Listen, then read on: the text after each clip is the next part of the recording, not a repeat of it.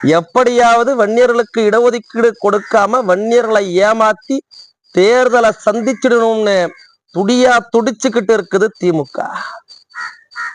நீ என்ன சதி திட்டம் பண்ணாலும் எந்த எல்லைக்கு போனாலும் உன் திட்டத்தை எல்லாம் தவிடுபடியாக்கி வன்னியர்களுக்கான இடஒதுக்கீடை வென்றே காட்டுவேன்னு தீவிரமா களத்துல இறங்கி இருக்கிறாரு பாமக தலைவர் அண்ணன் அன்புமணி ராமதாஸ்.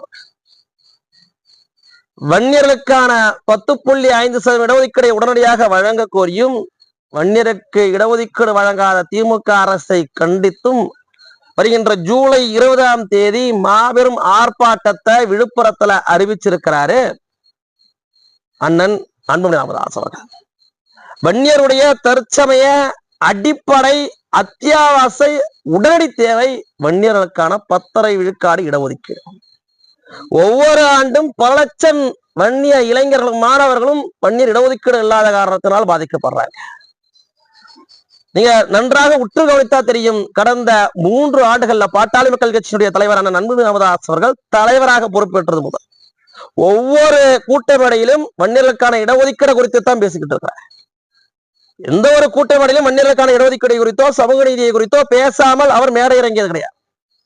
அவர் தலைவராக பொறுப்பேற்ற முதல் அத்தனை தீர்மானங்களிலும் பாட்டாளி மக்கள் கட்சியினுடைய மிக முக்கிய கூட்ட தீர்மானங்கள்ல வன்னியர்களுக்கான இடஒதுக்கீடு என்பது வலியுறுத்தி ஒரு தீர்மானம் நிறைவேற்றப்படும். அண்ணன் அன்புமணி ராமதாஸ் அவர்கள் வன்னியர்களுடைய வாழ்வுரிமைக்காக எந்த எல்லைக்கும் சென்று போராடவும் தயாராக இருக்கார். இதை அத்தனை பேரும் அறிந்தவர்கள் தான். இதை அறிந்த காரணத்தினால்தான் பல லட்சம் பாட்டாளிகள் பசுமநாயகர் அன்புமணி ராமதாஸ் அவர்கள் பின்னால் இனமான கால மருத்துவர் ஐயா அவர்கள் வழியில் அண்ணன் அன்புமணி ராமதாஸ் அவர்கள் நமக்கான வாழ்வுரிமையை பெற்றுத் தருவார் என்று அணிதிரண்டு இருக்கிறார். ஏன் கடந்த 2020ஆம் ஆண்டு டிசம்பர் மாதம் பாட்டாளி மக்கள் கட்சியினுடைய தலைவர் அன்புமணி ராமதாஸ் அவர்கள் மாநில இளைஞரணி தலைவராக இருந்த போது மாபெரும் மக்கள் திரள் போராட்டத்தை தலைநகரத்தில் திரட்டி அன்றைய அதிமுக அரசை அடிபணிய வைத்து வன்னியர்களுக்கான 10.5 விழுக்காடு சட்டத்தையும் வென்ற வைத்தார். அது கடைசி நேரத்துல அதிமுக அரசியல் பண்ணும் இல்லையா, கடைசி தேர்தல் தேதி அறிவிக்கின்ற போது அதை அறிவிக்கிறாங்க. ஆட்சிக்கு வந்த உடனே திமுக சொந்த மச்சான விட்டும் பல பேரை தூண்டி விட்டும் அதை நிர்மூலமாக்குறாங்க. எதையும் வன்னியர்கள் மறக்கல, மன்னிக்கல, மறக்கவும் மாட்டாங்க. வன்னியர்கள் எதையும் மறக்க மாட்டாங்க என்பதை அறிந்துதான் வருகின்ற தேர்தலில் சமட்டி அடி கொடுத்துருவார்களா என்கின்ற பயத்தோட தான் திமுக பல சில்லறை வேலைகளை எல்லாம் பண்ணிக்கிட்டு இருக்கு. அதனால் அண்ணன் அன்புமணி ராமதாஸ் அவர்கள் மிக உறுதியாக இருக்கிறார். வன்னியர்களுக்கான இடஒதுக்கீடு பெற்றால் அரசியல் 1000 வெற்றி 1000 தோல்வி வரும். தேர்தல் வெற்றி தோல்வி என்பது நமக்கு முக்கியமல்ல. அதையும் தாண்டி மக்களுக்கான அடிப்படை உரிமையும் மக்களுக்கான வாழ்வுரிமையும் பாதுகாக்கப்பட வேண்டும் என்பதை நன்கு அறிந்துதான் பசுமநாயகரான அன்புமணி ராமதாஸ் அவர்கள் ஒவ்வொரு அடியும் எடுத்து வைக்கிறார். ராமதாஸ் அவர்கள் 2026 அதிகாரத்துக்கு வருவார். அதிகாரத்திற்கு வந்து அத்தனையும் செய்து முடிப்பார். ஆனால் அதற்கு முன்பாகவே இந்த திமுக அரசை அடிபணிய வைத்து இடஒதுக்கீடை வென்றெடுக்க வேண்டும் என்பதில் தீர்க்கமாகவும் நிற்கிறார். மிக தீர்க்கமாக நிற்கிறார். 1980 இனமான கால மருத்துவர் ஐயா அவர்கள் வன்னியர் சங்கத்தை கட்டமைத்து 1987 மாபெரும் உலகமே திரும்பி பார்க்கக்கூடிய மாபெரும் மக்கள் திரள் போராட்டத்தையும் சாலை மறியல் போராட்டத்தையும் நடத்தி 21 இன்னுயிர்களை நீத்து பெற்றுக் கொடுத்த இடஒதுக்கீடு 108 சாதி அனுபவிச்சது. ஆனால் வஞ்சிக்கப்பட்ட இந்த வன்னிய சமுதாயம் இன்றைய வரைக்கும் அனுபவிக்க முடியல. நீங்க இன்னைக்கு போய் பார்த்தா தெரியுதா சார் அவசியம். முதல் தலைமுறை பட்டதாரி சர்டிபிகேட் யாரா வாங்குறான்னு பார்த்தா வன்னியரா தான் இருப்பான். ஏன் இந்த 108 சாதியில இருக்கக்கூடிய மத்த 106 பேர் வாங்குறான்னா அவனா என்னைக்கே முதல் தலைமுறை பட்டதாரி ஆயிட்டான். இடஒதுக்கீடு வாங்க 35 வருஷம் ஆகுது. இன்னைக்கு ஏன் முதல் தலைமுறை பட்டதாரி சர்டிபிகேட் வாங்குறது போய் நிக்கிறோம். அப்ப இப்பதான் இந்த வன்னியர் சமுதாயத்துல முதல் தலைமுறை பட்டதாரியா உருவாகிறான்னா 35 வருஷமா என்ன ஆச்சு?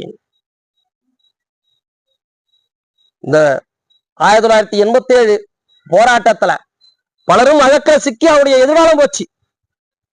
அவர்கள் எதிர்காலத்தை தொலைத்து விட்டுத்தான் இந்த சமுதாயத்திற்கான எதிர்காலத்தை உருவாக்க நினைச்சாங்க. துப்பாக்கி குண்டுகளுக்கு தன்னை இரையாக்கி கொண்டவர்கள் எந்த அளவுக்கு போற்ற வேண்டுமோ அதே அளவிற்கு வழக்கு சுமந்தவர்களையும் போற்ற வேண்டும். அதனால் அவருடைய எதிர்காலம் போச்சு. ஆனால் இந்த சமுதாயத்திற்கு ஒரு எதிர்காலம் கிடைக்கும் என்றுதான் மருத்துவர் ஐயா அவர்கள் பின்னால் அணிதிரண்டு அத்தனையும் செய்தார்கள். ஐயா அவர்கள் 108 சமுதாயத்திற்கு சேர்த்து இடஒதுக்கீடு வாங்கி கொடுத்தார். 107 சமுதாயம் அனுபவிச்சது. இந்த பாழா போன வஞ்சிக்கப்பட்ட வன்னியர் சமுதாயத்தை வாழ்ந்துவிடக் கூடாதுன்னு ஆட்சியில் இருந்தவர்களும் அதிகாரத்தில் இருந்தவர்களும் வன்னியருக்கான வாழ்வுரிமையை நசுக்க முற்பட்டாங்க. ஏழை கிராமத்துல இருந்து போறான், இவனை கொண்டு போய் அவன் கூட போட்டி போட வச்சாங்க. அதனால்தான் வன்னியர்களுக்கான தனி இடஒதுக்கீடை நிர்மாண கால ஒருத்தர் ஐயா அவர்கள் அன்றைக்கே வலியுறுத்தினார். கலைஞர் ஏமாத்தினாரு, அவருடைய சாதி சேர்த்து 108 சாதிக்கு கொடுத்தாரு. இதெல்லாம் நாம் அறிந்த கதை. அதை பற்றி பேசி இப்ப பிரயோஜனம் இல்லை. இப்ப நம்மளுக்கு இன்னொரு வேண்டுகோள் வைக்கலாம். அடித்தட்டு தொண்டனாக, கடைநிலை ஊழியனாக ஒரு வேண்டுகோளை வைக்கலாம். இனமான காவலர் சமூக நீதி காவலர் மருத்துவர் ஐயா அவர்களை தாவாக்காவுடைய நிர்வாகி அண்ணன் திருமாவளவன் அவர்களும், வாழப்பாடியார் அவருடைய மகன் ராமசுகந்தன் அவர்களும், படையாச்சியார் பேரனுடைய தலைவர் காந்தி அவர்களும், படையாச்சியாருடைய மகன் ராமதாஸ் அவர்களும் சந்திக்கிறாங்க. சமுதாய பெரியவர் சமுதாயப்பட்டோடு இந்த சமுதாயம் வாழ வேண்டும் என்று சந்திக்கிறாங்க. வரவேற்கப்பட வேண்டிய விஷயம். இப்பொழுதாவது எங்களுடைய ஐயாவுடைய அருமை பெருமை உங்களுக்கு தெரிஞ்சது. இத்தனை ஆண்டு காலம் எத்தனை சேற்றை வாரி தூவினீங்க, அப்பெல்லாம் எங்கள் உள்ளம் துடிதுடிச்சது. இன்னைக்காவது எங்களுடைய ஐயாவுடைய அருமை பெருமை உங்களுக்கு தெரிஞ்சது. மகிழ்ச்சி, மற்றற்ற மகிழ்ச்சி. அதே வேளையில அதே அன்போடு இந்த சமுதாயத்தின் மீது பெற்றுக் கொண்டிருந்தால் வருகின்ற 2025ஆம் ஆண்டு ஜூலை 20ஆம் தேதி, இன்னும் கொஞ்சம் ஒரு வாரத்துல 10 நாட்கள்ல அன்பு ராமதாஸ் அவர்கள் விழுப்புரத்துல மாபெரும் ஆர்ப்பாட்டத்தை ஒருங்கிணைக்கிறாங்க.